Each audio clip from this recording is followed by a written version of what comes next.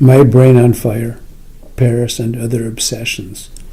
It's a document, if you like. It's an autobiography. Some people call it a memoir of the things that have fired my brain. I've always felt that my brain is on fire. And that's why I call it that. I get up, I'm at work at 7 a.m. I work till 11:30 a.m. I don't go on vacations.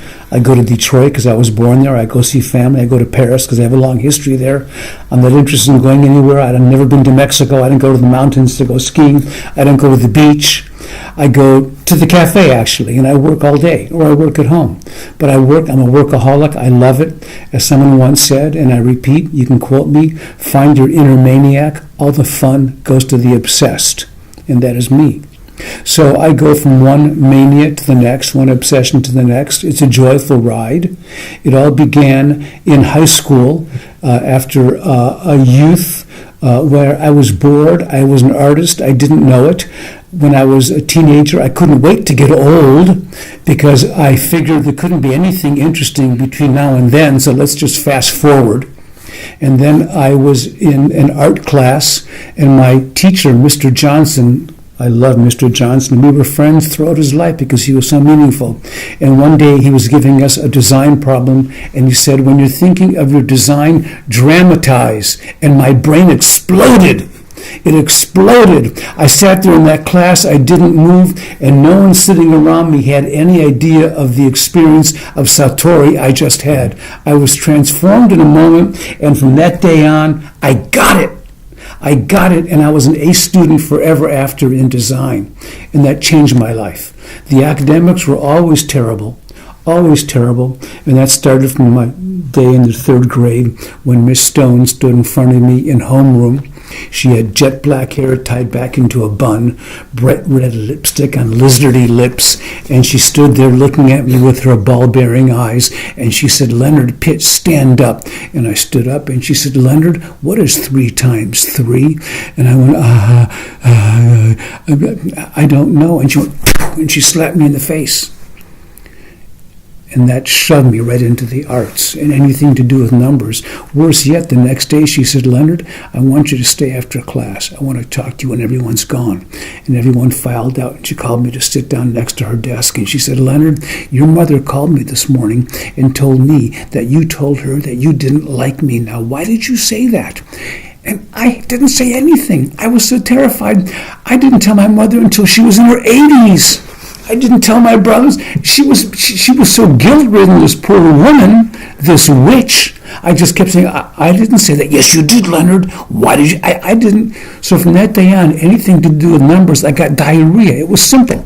They gave me a hall pass in school. I could leave the classroom whenever I wanted to. Don't ask anybody. Go right to the bathroom. And I fled academics, and I did terrible. I failed everything.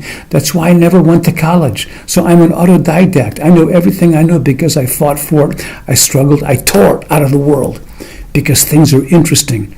And if you're open and you try to create a circumstance in which the marvelous can happen, it will happen. So I went on from high school.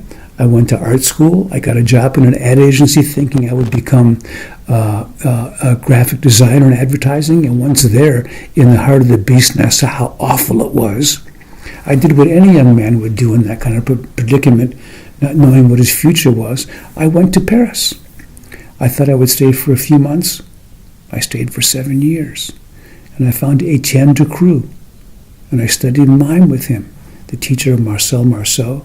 Anybody who's seen the film The Children of Paradise, he's in there. He's a theater director. I was Ducroux's assistant. I was with him 6 days a week for 4 years. And then came back to America in 1970, settled in Berkeley, opened up my studio, and I followed in the strict line of Ducroux until January of 1973. When I went to Zellerbach Auditorium on the campus of the University of California, Berkeley, to see a performance of Balinese dance and music, and I had no idea what I was going to see, and I said to my friend next to me, if this is boring, let's leave in the middle. And when I walked out of that theater, I was transformed. If anyone is lucky, they have what I call before and after moments. So I had my first one in that art class with Mr. Johnson. That was my second one right there. My brain was just, I saw something I'd never seen. I was a sophisticated mover. I was a professional body mover for the stage, and what I saw was so extraordinary. I closed my school, and 8 months later I went to Bali, and I studied Balinese dance, mask dance, and I got to perform with the Balinese, with that gamelan. It's like performing inside an erupting volcano. And I came back and I changed my teaching completely, and I really reevaluated everything about the crew, and I made the mask the center of my teaching and a lot of my performance. And it went on for years. And then I created, with Bill Tal and Ellen Sebastian and Joe Lambert, Life on the Water Theater at Fort Mason in San Francisco. And then I created eco-rap, ecology rap music, an environmental education program for young kids, inner city kids, and on and on and on and on and on. Well, the architecture that matters is architecture that makes people feel good. And that can be grandiose architecture, or it can be small, modest architecture. And there was a time when, say, you were in France, and you would fly into Paris, into the airport. Longueuil was an early airport, and you would drive into the city, and you would go through little towns and villages, and everything felt good. And everywhere you went in Paris, everything felt good. And then as modernism began creeping in, well, today it's a horror show if you drive in from the airport to Paris.